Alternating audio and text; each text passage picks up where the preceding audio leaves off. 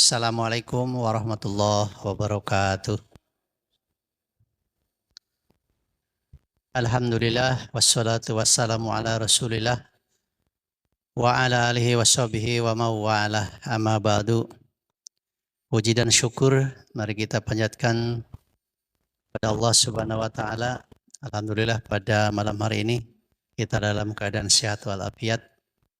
Salawat serta salam semoga tetap terlimpah curahkan kepada junjungan kita Nabi besar Muhammad sallallahu alaihi wasallam, pada keluarga, para sahabat, dan tentunya pada kita semua selaku umatnya. Hadirin jamaah Masjid Riyadhus Shalihin, bertemu kembali kita pada malam hari ini dalam kajian Ngarumas, ngaji rutin malam Senin, yang akan membawakan tema pada malam hari ini adalah ancaman bagi orang munafik.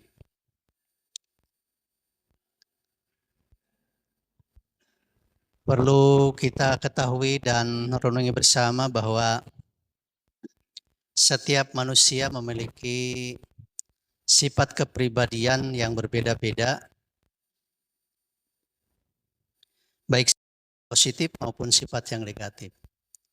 Hal ini wajar karena manusia mengalami perjalanan hidup yang berbeda-beda pula.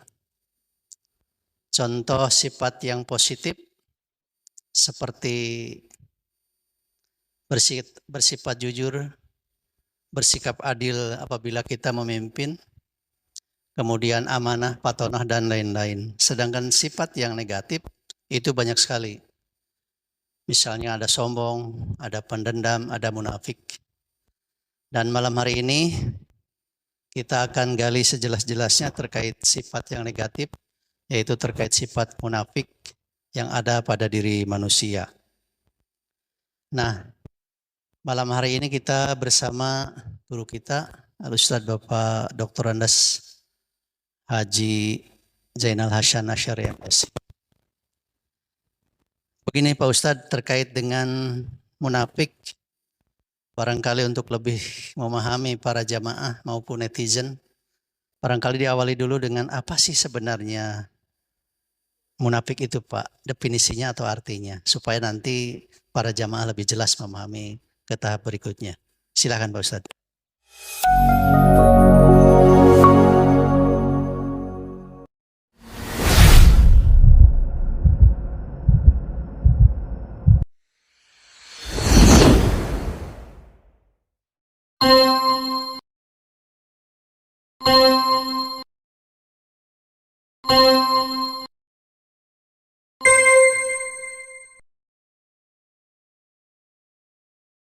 Assalamualaikum warahmatullahi wabarakatuh.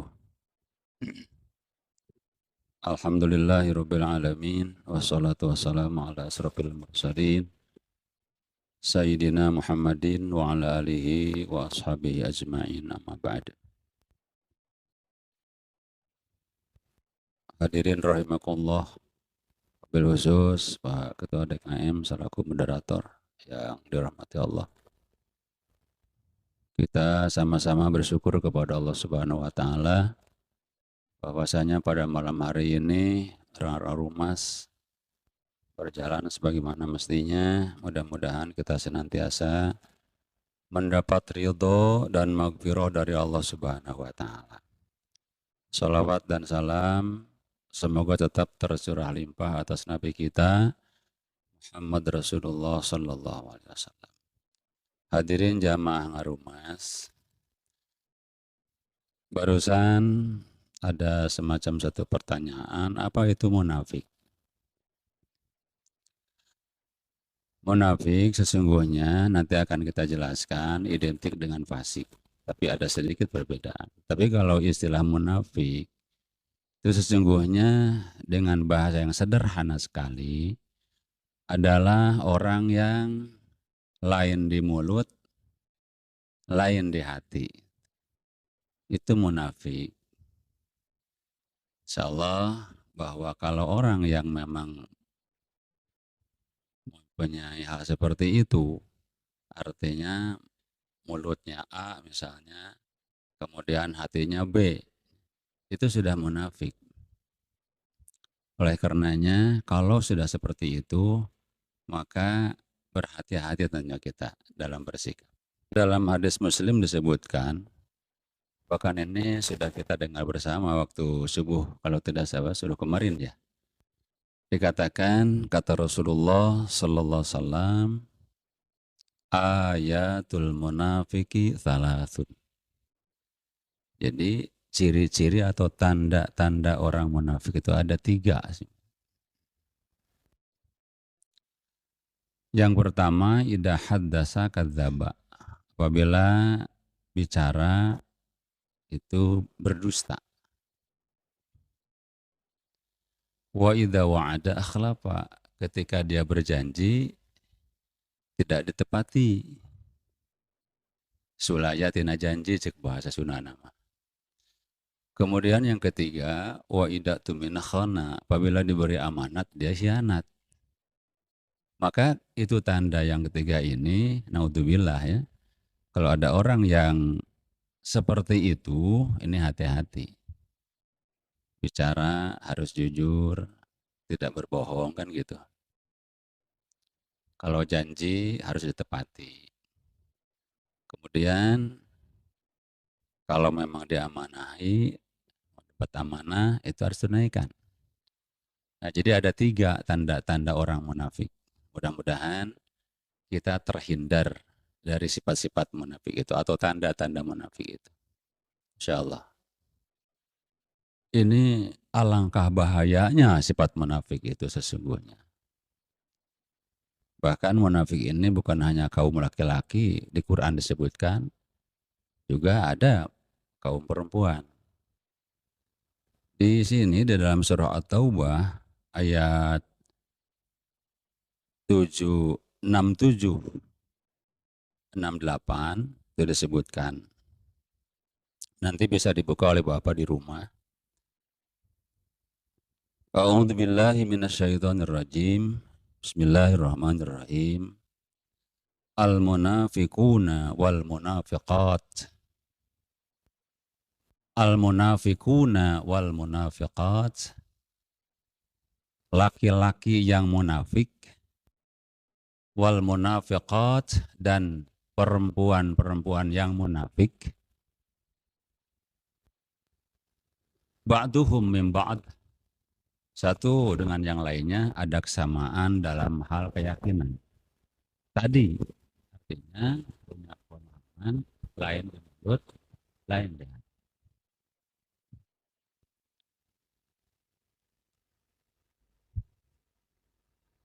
Itu ada dalam surah tadi At-Taubah ayat 67 68. Bahkan orang munafik itu, sifat orang munafik itu diantaranya selain itu juga ya'muruna bil ma'ruf bil munkar. Ya'muruna bil munkar wa yanhauna 'anil ma'ruf. Mereka menyuruh kepada hal yang munkar dan mencegah kepada hal yang baik.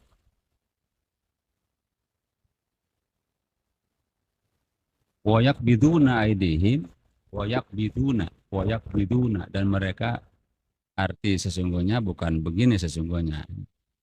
Itu mazaj. Tapi hakikatnya wa yakbiduna, mereka kikir. Orang munafik itu sifatnya kikir. Nasullaha, mereka juga melupakan Allah. Naudzubillah. Fanasiyahum, maka kata Allah, kami pun akan melupakan mereka. Innal munafikina humul fasikun. Sesungguhnya orang-orang munafik itu mereka adalah termasuk golongan orang yang fasik. Tadi dikatakan bahwa bagaimana ancaman bagi orang yang munafik. Wa'adallahul munafiqina wal munafiqat. Allah telah menjanjikan, telah menyediakan azab bagi mereka, bagi laki-laki yang munafik dan bagi perempuan yang munafik, wal kufar, dan orang-orang kafir, naro jahannam khalidina fiha, api neraka dan kekal di dalamnya. Ia harus cukup.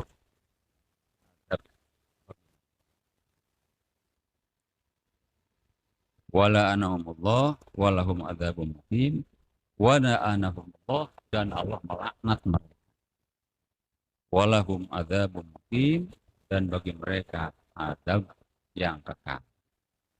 Jadi artinya Bapak sekalian, jelas sifat orang munafik tadi yang pertama ba'duhum min ba'd. Jadi punya kesamaan dalam etika, dalam keyakinan tentang tadi itu. Lain di mulut, lain di hati. Maka harus hati-hati menghadapi orang seperti itu. Bahkan di zaman Rasulullah sekalipun, kalau musuh di hadapan sudah jelas. Tapi menghadapi orang munafik ini yang sulit. Sulit sekali. Artinya di hadapan seperti ya, tapi di luar lain, gitu kan? Itu orang fasik, orang munafik. Yang kedua, orang munafik itu ya'muruna bil munkar, tadi itu wa yanhauna 'anil ma'ruf. Jadi senang gitu menyuruh kepada kemunkaran, kebatilan, ketidakbaikan. Wa yanhauna 'anil ma'ruf dan melarang berbuat kebaikan, menyuruh keburukan dan melarang kebaikan. Jadi kebalikan dari padahal kata Allah kuntum khairu ummah. Kalian harus jadi umat ta'muruna bil ma'ruf wa tanhauna 'anil munkar. Itu kalau ingin menjadikan umat terbaik, maka harus berdakwah, melarang, harus menyuruh kepada yang ma'ruf dan melarang atas kemunkaran, kan gitu. Ini sebaliknya. Kemudian yang keempat, orang munafik itu wayak biduna aidihim, kikir. Kikir sifatnya. Yak biduna begini. Cek bahasa itu mana maragese. Merepet jahe gitu kira-kira kemudiannya nah gini. Cek bahasa Jepang Tegaduh artos mah sakurata kemudiannya kira-kira gitu. Nah ini wayak biduna aidihim. Padahal kata Allah ini harus betul-betul kita ini punya sifat sakho. Sakho artinya kita punya sifat dermawan. Dan yang keempat, yang kelima, orang munafik itu memang identik orang fasik. Innal munafikina humul fasikun. Orang munafik itu sungguhnya adalah orang fasik. Nah yang paling berbahaya hadirin tentang ancaman tadi. Insya Allah. Ancamannya luar biasa. Seolah-olah biasa-biasa saja berbuat munafik itu. Siga enteng lah. Betul tidak? Seperti enteng gitu. Cara bohong jadi biasa. Kita ngewadul. Ngobrol tenges ngariu, ngewadul kemana-mana. Beri janji, enteng we, gun bae. Ini bahaya. Diberi amanat juga hianat. Janji sulaya kan. Ini bahaya hadirin. Ancaman bagi orang munafik itu yang pertama panasiyahum. Maka Allah akan melupakan mereka. Bayangkan Pak. Kalau orang sudah dilupakan Allah, yang punya langit dan bumi dan segalanya, kita dilupakan Allah, kira-kira bagaimana? Sedih apa tidak? Sedih, prihatin apa tidak? Sangat prihatin. Panasiyahum. Dilupakan Allah. Masya Allah. Jangankan dilupakan Allah, dilupakan kekasih saja, dilupakan oleh orang yang kita sayangi aja, insya Allah sudah sedih. Yang kedua, ini Masya Allah. Wa'adallahul munafiqin wal munafiqat wal kuffar. Artinya Allah SWT menyamakan kedudukan dalam hal ini azab bagi orang yang munafik baik laki maupun perempuan dengan orang-orang kafir. Artinya akan disatukan nanti dalam azab Allah. Bisa dibayangkan Pak.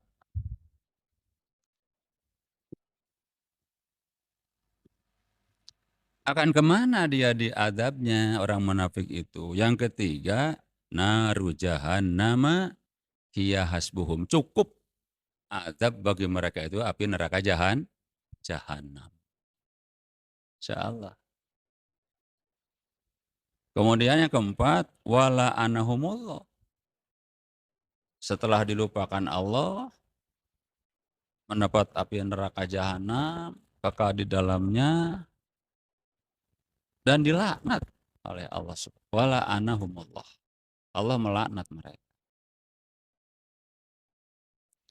Yang kemudian yang kelima, walahum adzabun muqim, bagi mereka adab yang kekal.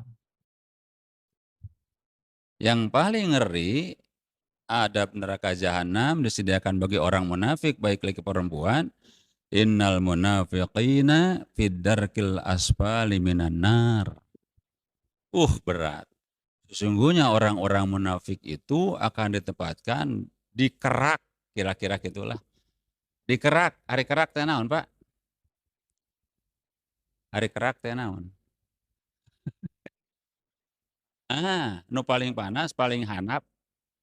Innal munafiqina, sesungguhnya orang-orang munafik itu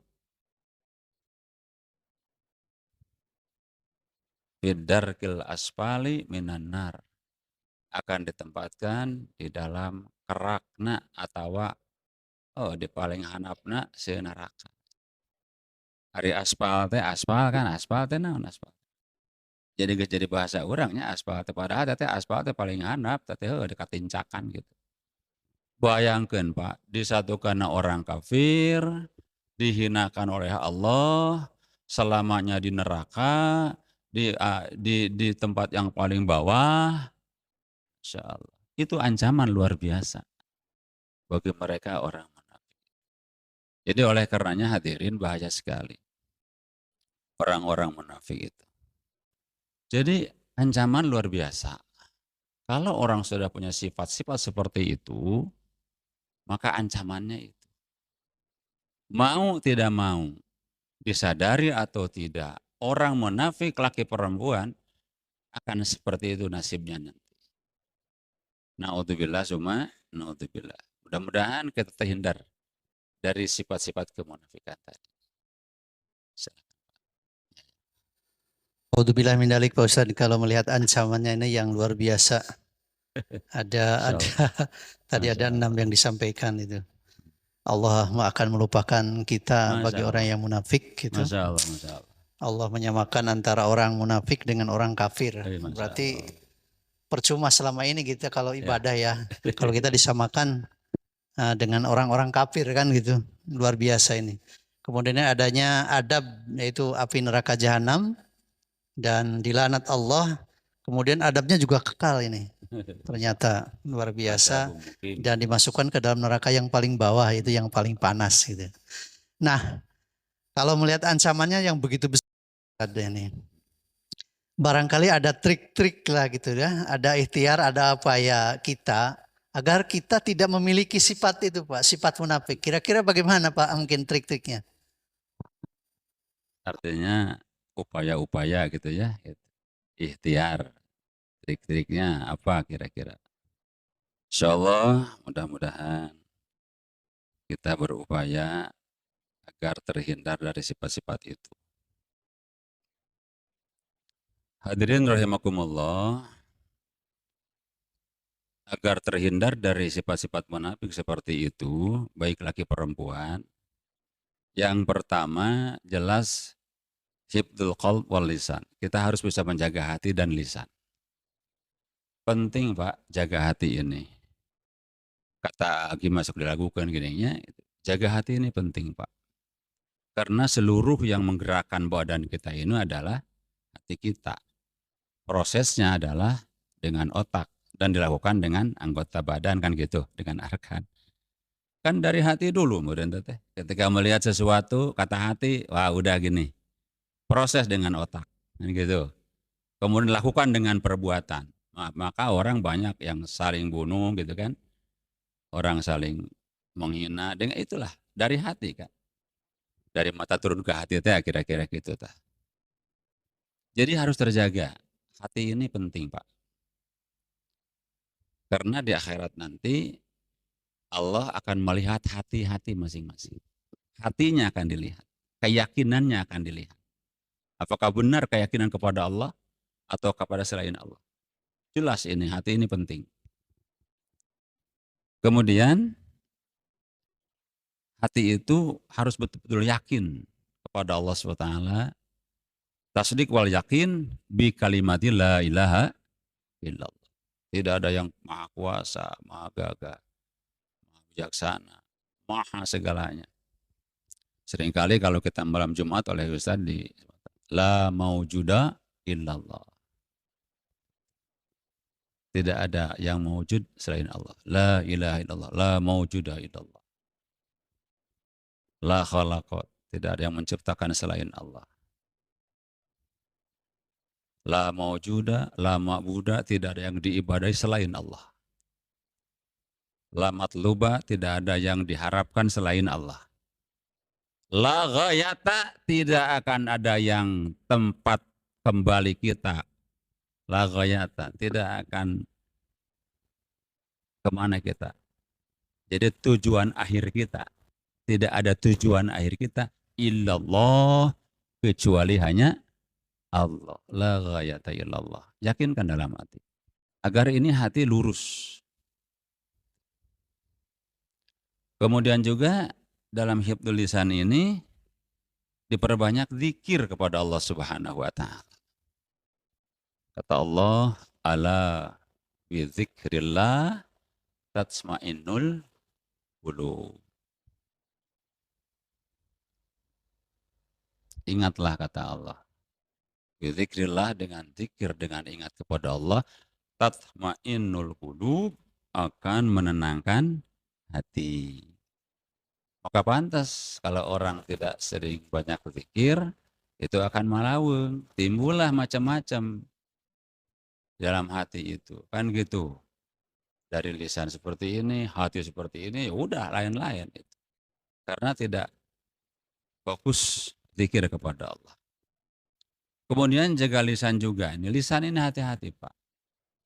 Dalam Mulakhatah Arabi dikatakan salamatul insan fi hifdzil lisan.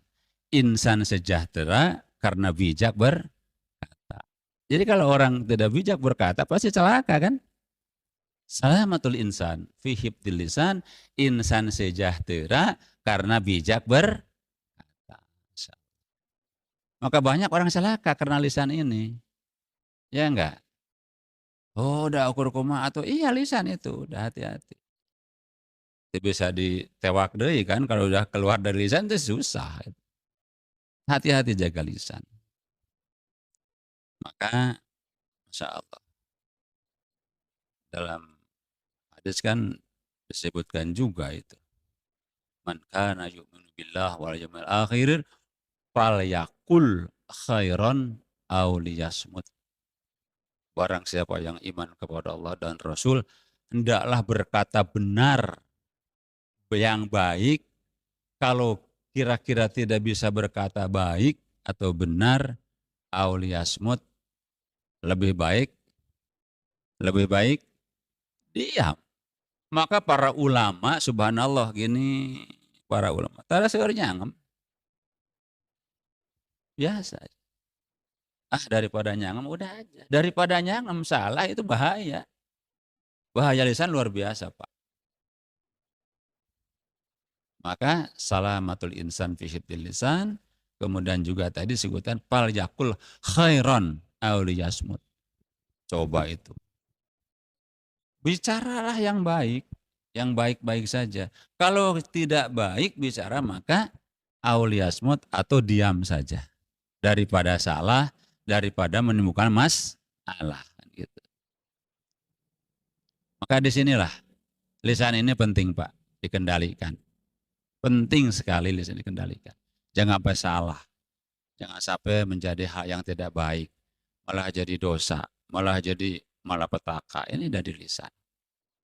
Maka lebih baik diam saja. Ini jelas, Pak. Rasulullah memberikan gambaran kepada kita agar tidak ini terpeleset lisan, maka lebih baik diam saja. Yang kemudian upaya-upaya kasratud dakwah. Jadi perbanyak dakwah. Perbanyak ngajak orang atas kebaikan. tadi kuntum khairu ummah. Supaya kita tergerak dalam hati bahwa ini mengajak orang selain ibadah juga menjadi manfaat bagi banyak orang. Insya Allah dakwah ini penting, Pak. Jadi amar ma'ruf, nahi munkar. Jadi kebalikan dari tadi.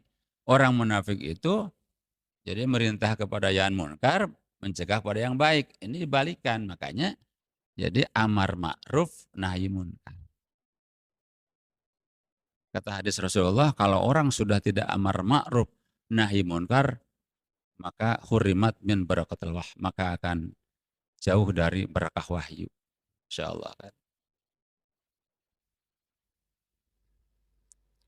Itu upaya-upaya. Yang kemudian yang berikutnya diusahakan bersifat berehan dan apa, Pak? Dermawan. Diusahakan kita harus bersifat dermawan. Harus bersifat dermawan, berbagi. Kata Allah, la taj'al yadaka maglulatan ila unukika wala tabsutha. Jangan kau jadikan tangan ini seperti ini. Artinya tongkoret. Ini gambaran. Maglul ila unuk, jangan begini. Tapi wala tabsutha, jangan pula menghambur-hambur harta. Artinya di sini, jadi dermawan tidak berlebihan. Kamu jangan hayang kata ngarmah. Oh, lamun tuh saya mah sudah. Nah ini bahaya dewa ya. Jadi ujub gitu nantinya kan gitu. Insyaallah. Jadi berusaha kita ini mempunyai sifat dermawan, berbagi. Karena gini Pak, kata Rasulullah, qiwamud dunya bi arba'ati asya. Jadi berdirinya dunia, kokohnya dunia ini dengan 4 hal. Apa itu? Pertama, bil ilmil ulama, dengan ilmunya ulama. Yang kedua, wabil adil umaro, dengan adilnya pemerintah. Ilmunya ulama, adilnya pemerintah. Yang kedua. Yang ketiga, wabisakhawatil agniya, dan dermawannya berehanana orang-orang yang kaya. Ini 3 dunia akan berdiri tegak, akan hebat, akan sejahtera, ditopang dengan 4 hal. Yang keempat, wabidu'a'il fuqara, dan dengan doanya orang-orang fakir. Bayangkan Pak, ulama berperan dengan ilmunya, pemerintah berperan dengan adilnya, para agniya berperan dengan kedermawannya. Orang fakir juga andil dalam doanya. Hebat tidak Pak? Subhanallah. Hebat itu. Maka dunia akan menjadi sejahtera, menjadi hebat. Karena 4 tadi. Ini. Makanya penting kita punya sifat dermawan. Kata Rasulullah, walau bitamarin, sok sanajan sahiji korma. Berikan sedekah itu. Apalagi kalau banyak gitu. Kemudian yang berikutnya, wa mujalasatul ulama ay ahlul ilm. Coba sering-seringlah masamuan, naon masamuan teh. Jadi reurejeungan beureunya. Reurejeungan jeung para ulama, jeung nu gaduh ilmu, jeung ahlul ilmi. Ulah reurejeungan teh jeung lamun reurejeungan jeung nu teu beres meureun kitu nya gitu.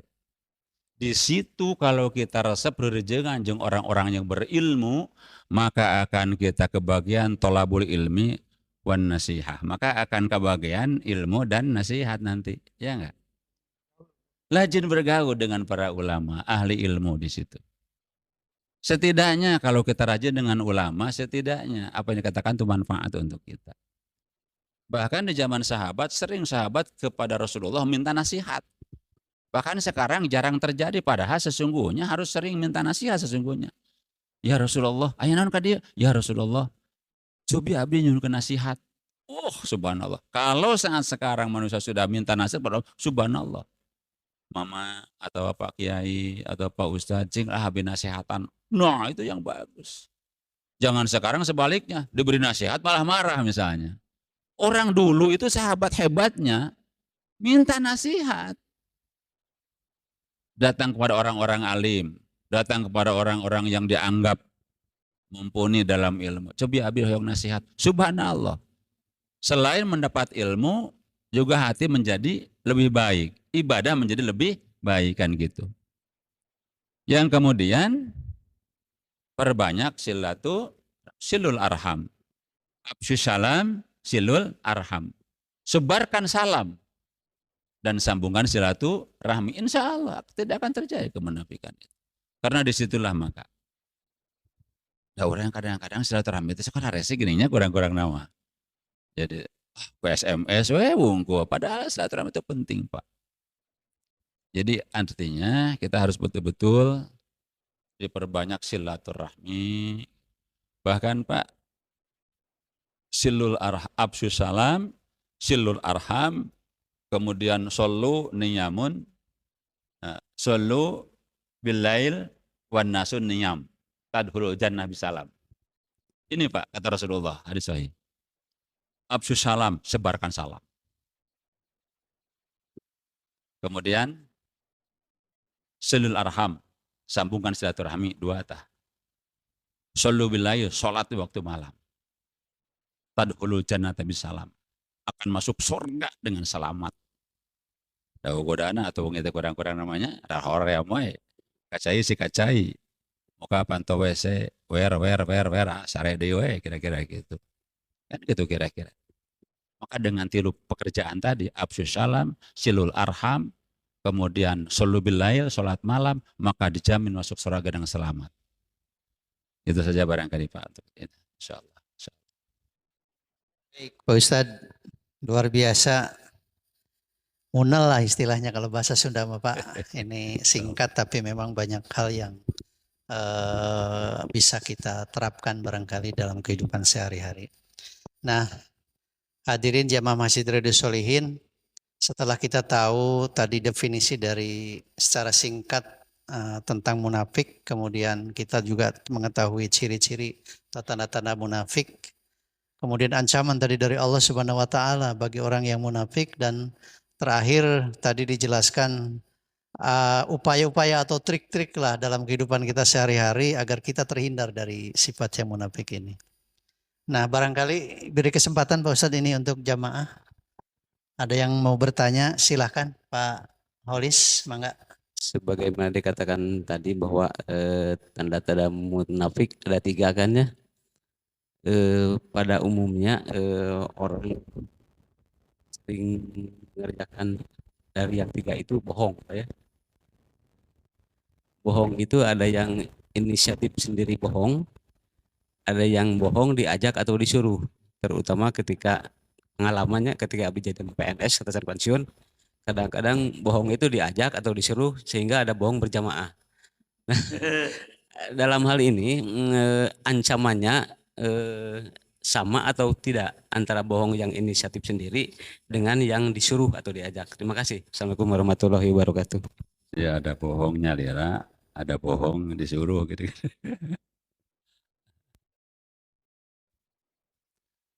Jelas sebagai yang bohongnya Lira jelas. Jelas kan? Yang tadi itu mah gitu. Yang tadi adab.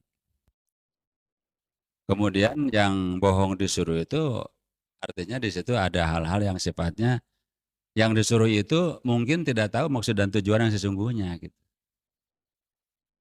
Kalau betul-betul dia awam tentang suruhan itu ya tidak masalah. Kalau awam tentang, tetapi kalau dia ngerti betul tentang suruhan itu, artinya ada permufakatan apa? Jahat, kebohongan, sama saja. Sawaun kana gitu ya. Kan gitu. Jadi intinya bagi orang yang diajak bohong tapi dia esensinya memang kurang mafhum, kurang apal gitu. biasa-biasa aja karena memang tidak tahu maksudnya apa gitu. Sugan tetap jadi bohong cek mayana gitu karena tidak ketahuannya itu. Tetapi orang yang paham betul bahwa kalau saja bohong dengan hal itu sehingga akibatnya akan lebih besar, sama saja. Seperti gini Pak, di zaman Rasul, zaman sahabat, orang-orang tua dulu sebelum adanya utusan Allah tentang harus menyembah kepada Allah, tentang gambaran adanya akhirat, sawab, adab segala macam, itu wa ma kunna mu'adzabi wa ma kunna eh, wa ma kunna mu'adzabina min qabli apa? Sebelum ada utusan lah, maaf tuh lupa ya. Jadi seperti misalnya Bapak Nabi Ibrahim misalnya, apakah disiksa atau tidak? Itu kan malah sok bikin batu. Hatta nab asa rasulah, maaf ya. Pemakan mu'adzibin hatta nab asa rasulah. Sehingga kalau sudah ada utusan, maka itu sama. Tapi karena dia tidak tahu, memang belum ada, itu tidak diadab. Nah ini pun seperti itu ya, ada kesamaannya. Jadi artinya gini, ketika orang itu diajak bohong ini ada, katanya maksudnya mada naon eta teh. Tidak. Tapi kalau paham betul, nepi kananya malah mah. Itu maksudnya naon saya kudu bohong teh. Pan kudu kieu kieu, pan bakal kieu kana kieu. Tah. Sehingga dia tahu persis kejahatan itu akan jadi malapetaka di mana-mana, ini bahaya sama saja menurut hukum. Karena dia tahu. Itu kan. Itu insyaallah. Tentunya Allah menciptakan segala hal itu selalu dua pasangan. Baik itu kebaikan pasti dengan keburukan. Kalau dilihat dari referensi atau definisi yang ada, ketika kita berbicara dengan kejelekan itu selalu berhubungan dengan dzambun atau dzunub. Ada yang mengistilahkan dengan ismun, dosa. Nah, dzunub ini biasanya kita melakukan kesalahan-kesalahan yang melibatkan kesalahan itu terhadap hubungan sesama manusia. Dan itu pasti yang perlu digarisbawahi adalah Allah memberikan hukuman kalau sesama dengan manusia itu pasti berat hukumannya. Ya, beda dengan kita ismun, dosa kita langsung terhadap Allah. Ya, karena Allah kesifatan Maha Pengampun dan Maha Penyayang, makanya dengan taubat pun kemungkinan besar kita diterima. Tapi ada hal-hal yang memang erat hubungannya dengan kemanusiawian atau sosial, biasanya itu perlu proses yang memang berat. Makanya dalam hal ini muamalah, ya, hubungan muamalah itu sangat berat hubungannya ketika kita berbicara tentang dosa. Ya, seperti orang meninggal, Nabi tidak menanyakan apa-apa. Ini mayit punya hubungan sangkut paut sarang urusan hutang pihutang atau untuk urusan amal segala bentuk apapun itu langsung hubungan sama Allah Subhanahu wa taala. Jadi ketika berbicara kebaikan dan keburukan, yang perlu kita garis bawahi adalah ketika berbicara tentang kemunafikan, munafik itu kan hubungan dosa antara kita dengan Allah yang melibatkan hubungan kepada manusia. Yang itu ketika tadi dicontohkan berbicara bohong akan mengakibatkan kebohongan-kebohongan lain atau dampak-dampak yang lain. Sehingga ancamannya itu sangat keras. Maka dari itu kita perlu garis bawahi, kita pastikan bahwa ikhtiyat kita, kehati-hatian kita untuk berhubungan dosa dengan sesama manusia itu harus sangat diusahakan untuk dihindari. Karena akan sangat berdampak. Sehingga Tuhan Allah mengancam dengan azab-azab yang memang sangat keras. Ya, di keterangan apapun kalau berhubungan dosa dengan sesama kita dengan langsung dengan Allah, pasti Allah diakhiri dengan ayat saya maha pemurah, saya maha penyayang. Tapi berhubungan dengan dosa sesama manusia itu memang ada proses yang perlu dijalani. Ya, seperti hukuman zina, ya, bermuson, zina muson, pasti hubungannya langsung saat itu juga. Itu pelajaran yang tadi dijelaskan sama guru kita yang perlu kita sangat resapi, renungi bahwa itu penting ya buat kita untuk senantiasa berhati-hati untuk melaksanakan apa yang tadi disampaikan. Yang kedua tadi saya sedikit menambahkan Pak Ustadz, keterkaitan masalah bohong gitu ya. Di dalam kitab Sulamut Taufik memang dijelaskan ada kaidah-kaidah, salah satunya adalah maksiat lisan. Maksiat lisan itu salah satunya adalah berbohong. Apakah bohong yang seperti tadi itu diperbolehkan? Para ulama menyamakan bohong itu ketika kita amar ma'ruf nahi mungkar. Kalau amar ma'ruf nahi mungkar yang berdampak terhadap menjadikan diri kita berdampak jelek, seperti halnya misalkan hubungan dengan terancamnya karir, terancamnya hubungan keluarga, terancamnya keselamatan jiwa, ya itu boleh. Kalau memang saat itu kita mampu. Makanya dalam kajian amar ma'ruf nahi mungkar itu pasti pertama kalau kita mampu berjihad itu dengan tangan, kalau tidak mampu dengan lisan, kalau tidak mampu dengan lisan dengan hati. Bahwa adaful iman. Nah dalam hal ini tentunya punya kategori. Maksud dia berbuat mampu tangan itu adalah pemerintah. Ya kalau kita tidak mampu jangan, karena akan berdampak jelek. Ya mampunya kita dengan lisan. Siapa urusan lisan? Para ulama, para asatidz. Ya kalau kita tidak mampu, tidak mengetahui ilmu-ilmunya, lebih baik jangan. Ya ada kategori umum yaitu dengan hati. Itu yang memang seperti halnya tadi berbohong, ada bohong buat kebaikan. Bohong buat kebaikan itu apa? Ketika kita berbohong tidak berdampak apapun sehingga menghasilkan sesuatu yang positif. Itu diperbolehkan. Ya seperti halnya tadi kalau kita nggak ikut berbohong, ancamannya karir. Kita belum mampu di level itu.